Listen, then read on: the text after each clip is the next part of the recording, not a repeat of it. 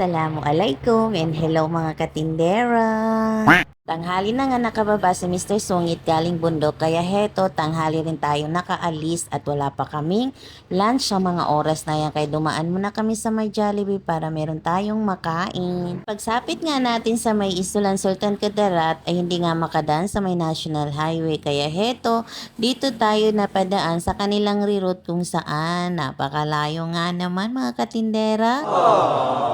Pero wala tayong magawa dahil para rin naman daw yun sa kaligtasan ng mga sikat na artistang bisita. Na taon kasi masyado yung daan natin mga katindera sa Kalimudan Festival. Gusto ko nga rin dumaan dun mga katindera dahil bibili ako ng tiramisu cake. Kaso nga lang, masyado ng hapon sa mga oras na yan at baka hindi na nga natin abutan si supplier. Fast forward, dumating na nga tayo dito at dali-dali na kaming kumuha ng aming mga kailangan. After namin kumuha at nakatapos na rin at ayan na nga pauwi na ang puritang tindera with Mr. Sungit. Init na naman ang ulo ni Mr. Sungit sa matinding trapiko na ito. Tingnan nyo naman mga katindera. Gagabi ng mga katindera na diragelag si Mr. Sungit. Ileno pa na.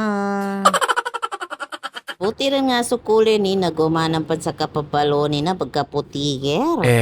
Matinding trapiko nga yung aming sinapit dito mga katindera kaya anong oras na talaga tayong makakauwi nito? Sobrang dami kasi ng mga sasakyan na nakakasalubong namin na pupunta sila sa may Kalimudan Festival. Paano ba naman mga araw na yan ay nandyan si Daniel Playboy Padilla?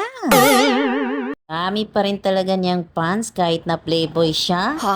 Napan mga budi playboy si Daniela, gwapo pa na big time pa na piyan niya, idol ka na niya big time ha, playboy bungger.